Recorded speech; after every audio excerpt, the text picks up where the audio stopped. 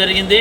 ఈ కార్యక్రమానికి స్థానిక శాసనసభ్యుడు ఎమ్మిగనూరు ఎమ్మెల్యే జయనాగేశ్వర అన్న గారు, మన అర్పిట్ నాగరాజ్ అన్న గారు, ఎంఆర్పిఎస్ నాయకులు, జిల్లా వ్యాప్తంగా ఉన్నటువంటి దివ్యాంగ సోదరీమణులు ఈరోజు హాజరు కావడం జరిగింది। ఈరోజు ఎంతో శుభదినం। మన ముఖ్యమంత్రి చంద్రబాబు నాయుడు గారు డిసెంబర్ 3న రాష్ట్రంలో ఉన్నటువంటి దివ్యాంగ సోదరులందరికీ 7 వరాలు ప్రకటించడం జరిగింది। గత ప్రభుత్వంలో దివ్యాంగులను పట్టించుకున్న పాపాన పోలేదు, బ్యాక్లాగ్ పోస్టులను భర్తీ చేయలే। వీటన్ని దృష్టిలో పెట్టుకొని మన కూటమి ప్రభుత్వం ముఖ్యమంత్రి చంద్రబాబు నాయుడు గారు 7 వరాలు ప్రకటిస్తూ రాష్ట్రంలో దివ్యాంగులందరికీ ఎంతో సహాయ సహకారాలు అందిస్తున్నారు।